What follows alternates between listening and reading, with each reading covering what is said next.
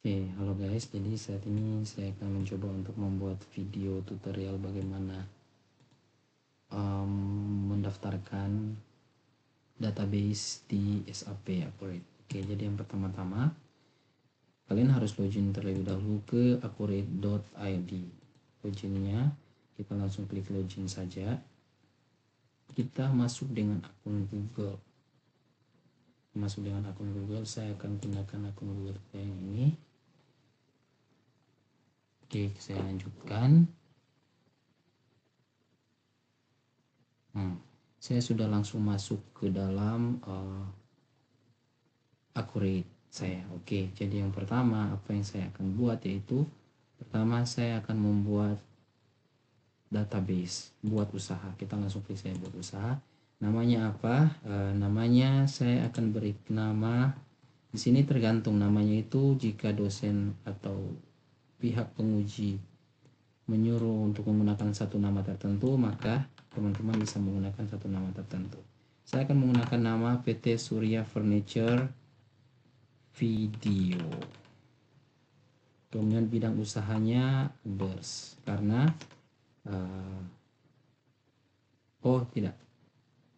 bidang usahanya others, jadi akan menggunakan bidang usaha others. Oke, kita buat data usaha. Oke, kita tunggu. Kemudian kita langsung lanjutkan.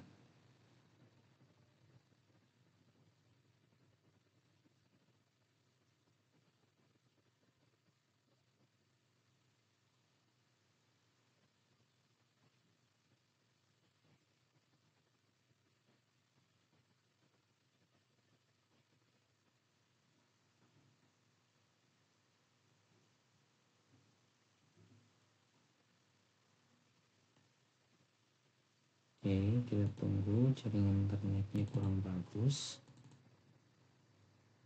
Ini adalah data yang akan saya gunakan sebentar. Kita kembali. Oke, bagian ini. Oke. Kita tunggu. Oke, yang pertama nama perusahaannya PT Furniture, kategori usahanya itu others. Kategori usahanya itu distributor. Kita bisa lihat di sini kategori usahanya, level distribusinya itu distribusi, jadi distributor.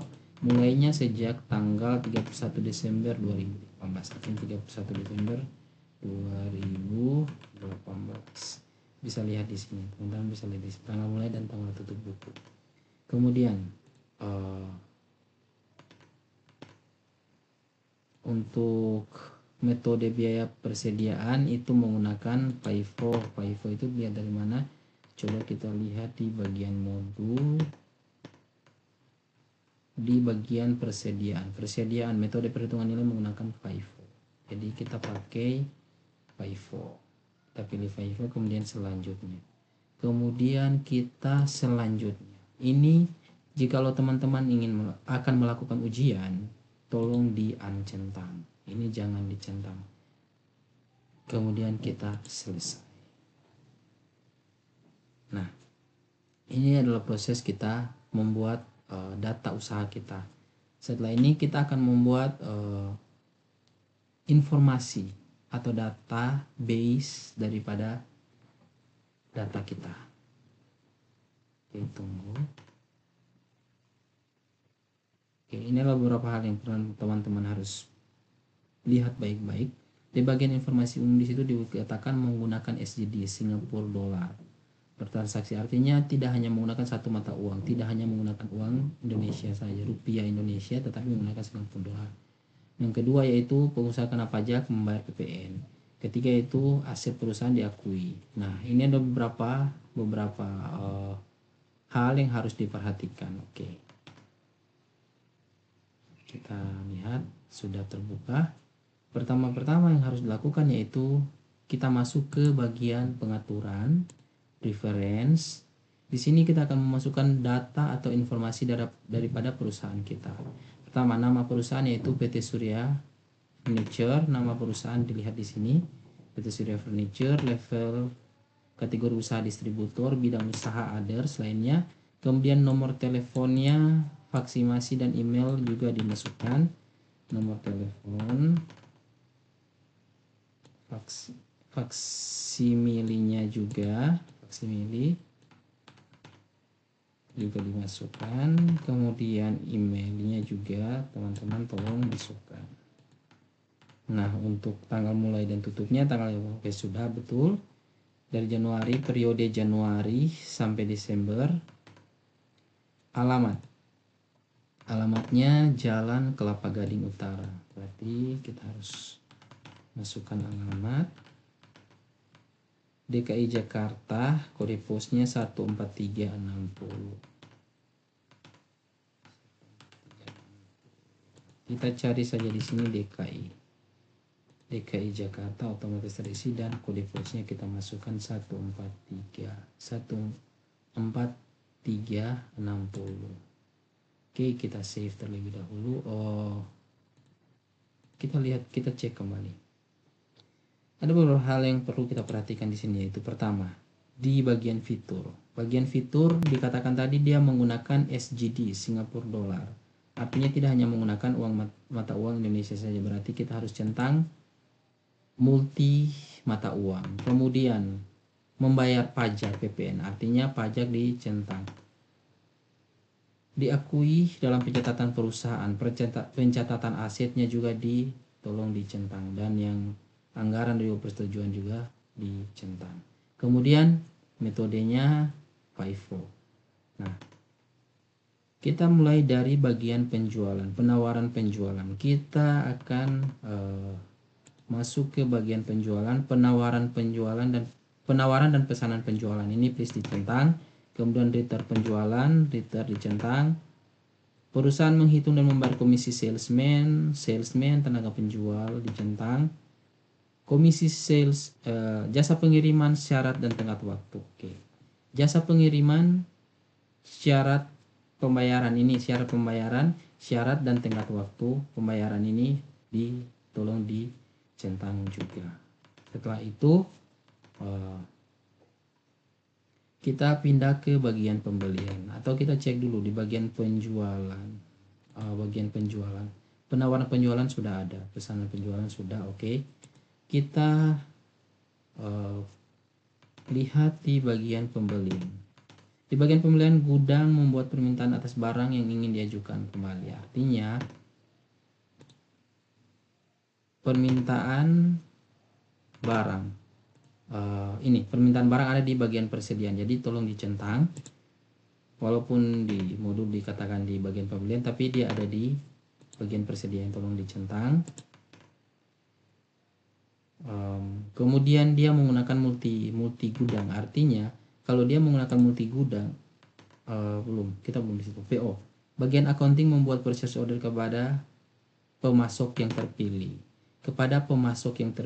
Artinya pemasok yang terpilih berarti biaya pembelian oleh pemasok lain, tolong dicentang juga. Kemudian proses pengiriman diproses oleh pemasok lain, ini sudah. Kemudian kita lihat di bagian persediaan.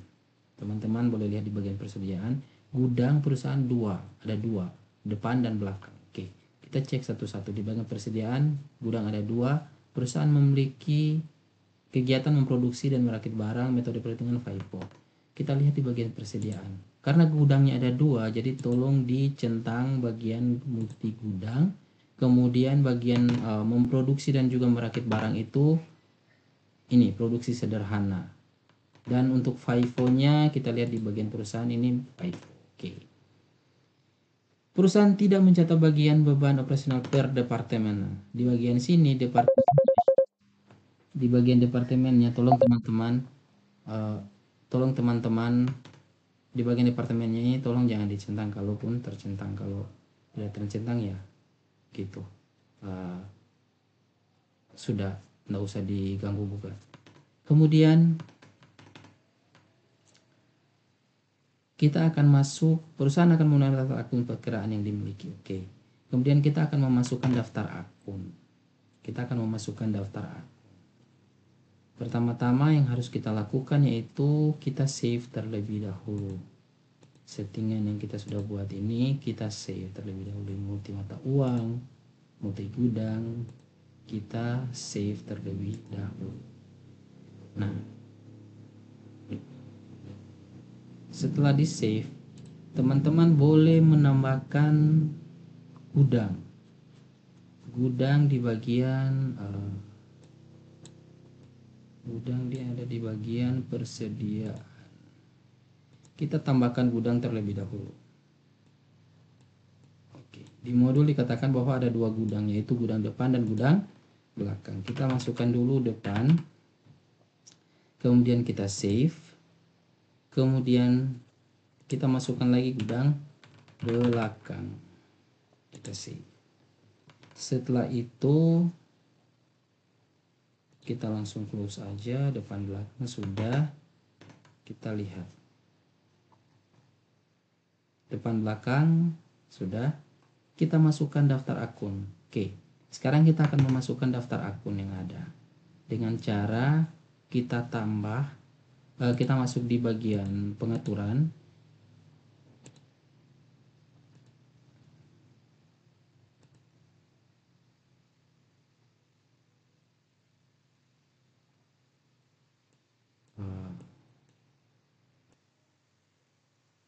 Oke, sebelum itu kita harus buat dulu mata uang. Karena di sini di bagian di informasinya diinformasikan bahwa menggunakan SGD bagian atas. Jadi kita tambahkan dulu mata uangnya. Kita tambahkan mata uang di bagian sini, tambah mata uang. Coba kita cek mata uang yang sudah ada itu cuma Indonesian rupiah. Jadi kita boleh tambah Singapura dolar SGD. Tambahkan Singapura dolar. Kemudian kita save.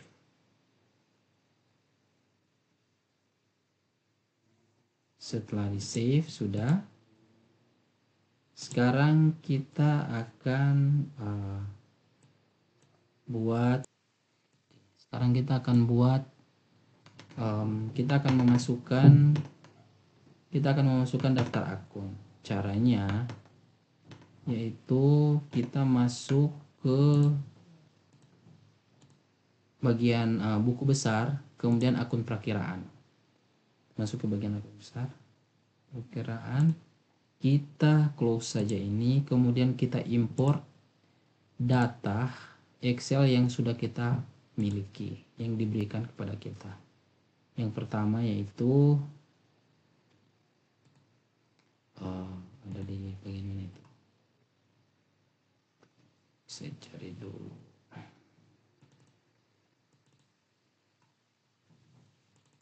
Oke. Daftar akun, kita masukkan daftar akun, kemudian kita unggah. Bang, tolong dicentang update konfirmasi.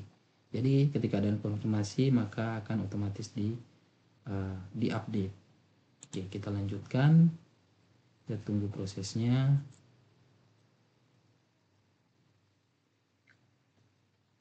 Kita akan lihat, oke, 73 data berhasil diproses. Artinya sudah selesai. Kita akan masuk ke bagian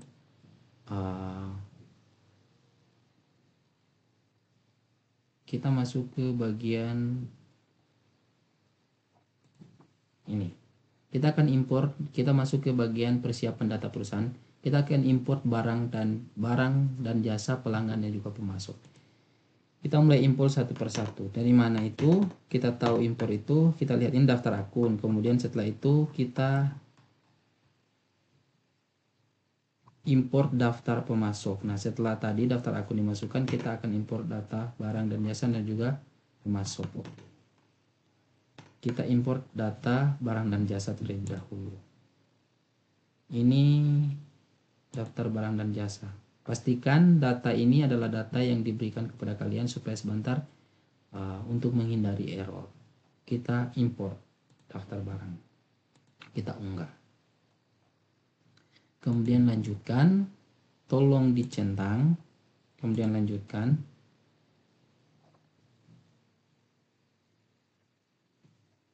Data berhasil, sudah, berarti sudah selesai. Sekarang kita masukkan lagi untuk daftar pelanggan. Kita import data pelanggan, kita masukkan data pelanggan kita, setelah itu kita unggah. Lanjutkan, tolong dicentang, kemudian dilanjutkan kembali.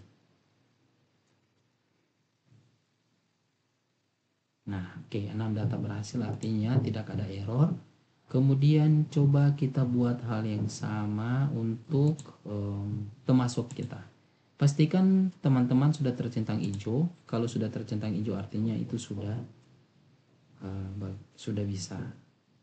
Lanjut. Oke, daftar pemasok. Kita masukkan daftar pemasok. Kategori kita lanjutkan. Tolong dicentang, kita lanjutkan. Ya.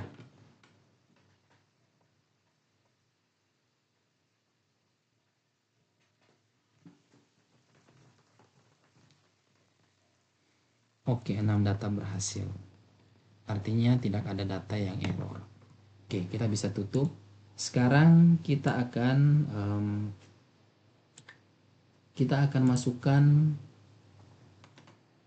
Mari kita lihat apa yang diminta di sini. Daftar pemasok sudah. Sekarang kita akan memasukkan daftar pelanggan sudah, daftar barang sudah. Kita sudah masukkan satu persatu. Sekarang kita akan membuat aset. Kita masuk di bagian aset tetap dan akan memasukkan kategori aset. Oke, mari kita buat satu per satu. Masuk di aset tetap, kita buat kategori aset terlebih dahulu. Kita lihat terlebih dahulu kategori asetnya sudah ada atau belum, berarti belum ada.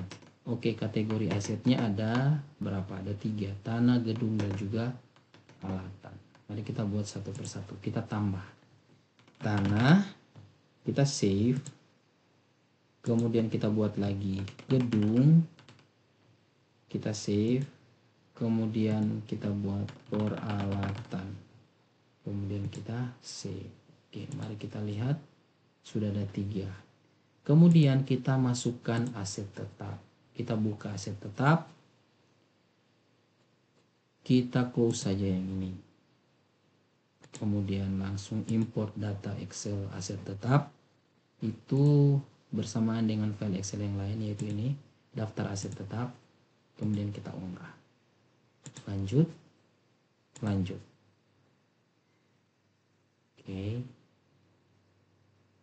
Oke, 4 data berhasil diproses. Artinya tidak ada data yang error.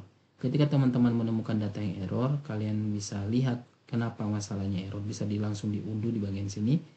Cari tahu masalahnya apa. Jikalau datanya tulis data sudah ada nomor seri yang sama, artinya sudah ada data sebelumnya, boleh di input kembali sampai semuanya error dan teman-teman bisa melanjutkan ke tahap berikutnya. Artinya ketika sudah dikatakan sudah ada data yang sama, artinya data itu sudah dibaca dari sistem, sudah dimasukkan di dalam database.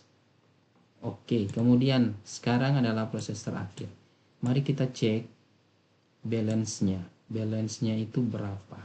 Kita masuk di daftar laporan. Kita masuk di daftar laporan, kita cari neraca indeks kontrol. Kita buka periode tanggal 31 bulan 12 2018. Oke, kita lihat masih 1850891. Nah, kita harus masukkan terlebih dahulu proses akhir bulan. Artinya kita harus filter terlebih dahulu supaya dia dapat baca yang mana data yang kita masukkan tadi. Kita pilih Desember, kita pilih 2018, kemudian kita save. Setelah itu kita kembali ke daftar laporan, kita refresh, kita lihat 1773731. Coba kita pastikan apakah datanya sudah sama dengan modul panduan yang diberikan kepada kita.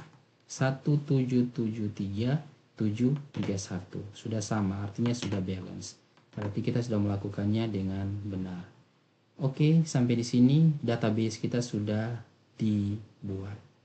Terima kasih telah menonton. Bye bye.